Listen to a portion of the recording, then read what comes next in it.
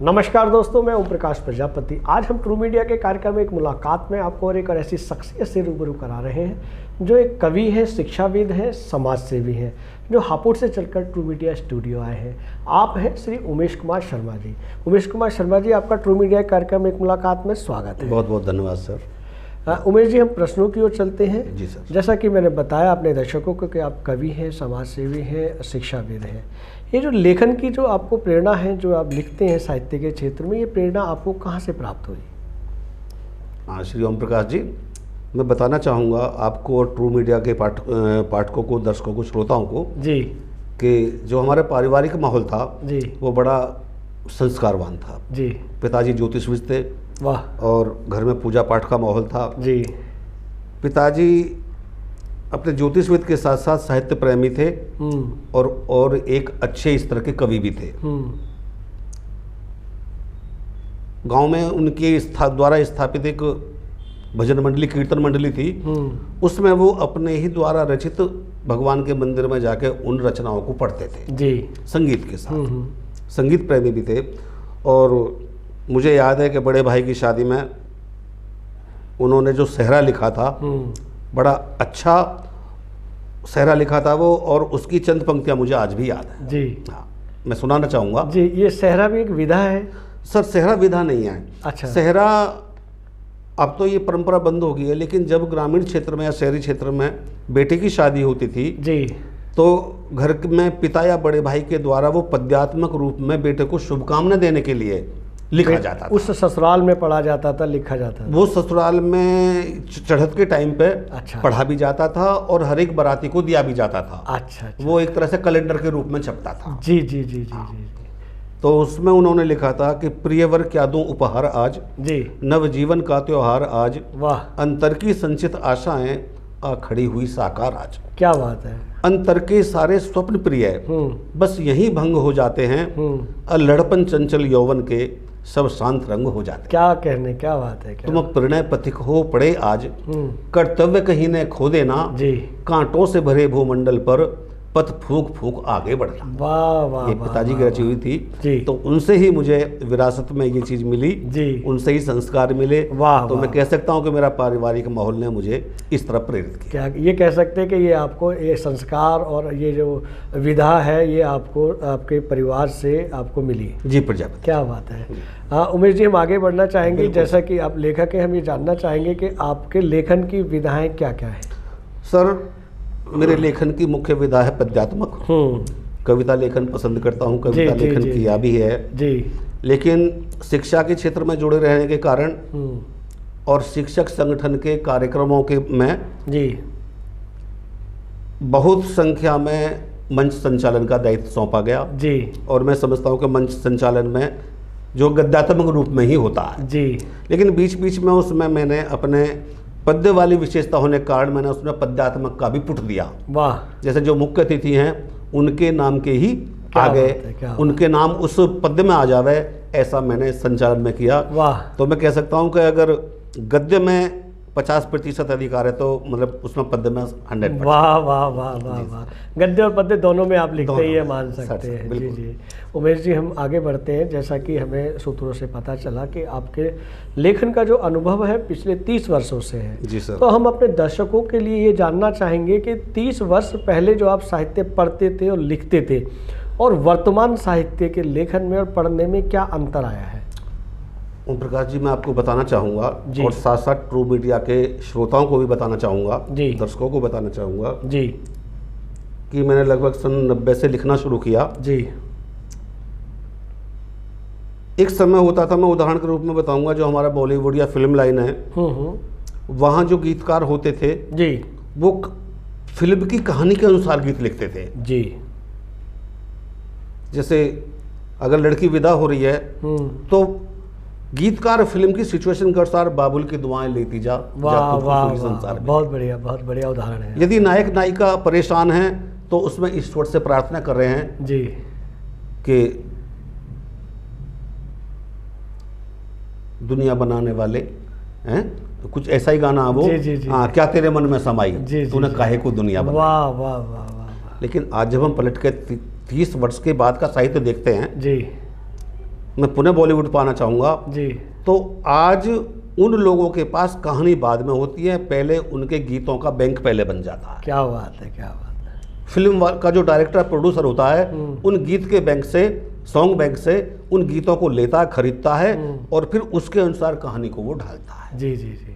और मैं तो आपसे ये भी कहना चाहूँगा कि आजकल के गीत दर्शक या श्रोता सुनते कम है, देखते ज़्यादा हैं। वाह वाह वाह वाह। क्योंकि उन गीतों के फिल्मांकन में ऐसे ऐसे दृश्य भरे होते हैं कि हम परिवार के साथ बैठ कर नहीं देख सकते। जी जी। और आप भी साहित्य के क्षेत्र से जुड़े हुए हैं तो उनका उदाहरण देना मैं उचित नहीं समझता, जी, क्योंकि हमारा ट्रू मीडिया का स्तर से काफ़ी ऊंचा है। वाह वाह, शुक्रिया शुक्रिया शुक्रिया उमेश जी। हम आगे बढ़ते हैं उमेश जी, सर, कि जैसा कि आप साहित्य के क्षेत्र में 30 वर्षों से लेखन कार्य कर रहे हैं, साहित्य के क्षेत्र में आपके आदर्श कौन हैं? सर, जैसा मैंने आपको पहले बताया, शुरू से जो मेरे अंदर साहित्य के बीजारोपण हुआ वो मेरे माता पिता के द्वारा, घर के संस्कारों के द्वारा जी और वातावरण के द्वारा। जी। वो मेरा समय विद्यार्थी काल था जी। बचपन था, किशोर अवस्था थी। जी जी। जैसे ही सर्विस पीरियड में आने की बात हुई, जी। घर से बाहर आए, हापुड़ में रहने लगे, जी। तब मैंने अपने चारों तरफ विसंगतियाँ देखी समाज में। जी। भ्रूण हत्या, दहेज हत्या, राजनीतिक विषमता। जी जी जी। तो हापुड़ में एक बहुत ही स्थापित प्रतिष्ठित कवि हैं, साहित्यकार डॉक्टर अशोक मैत्री जी। जी जी जी जी। उनके ही सहपाठी हैं श्री प्रेम निर्मल जी, जी, जो हिंदी साहित्य परिषद से जुड़े हुए हैं। जी। और मैत्री जी काव्यदीप के संरक्षक हैं। जी जी जी।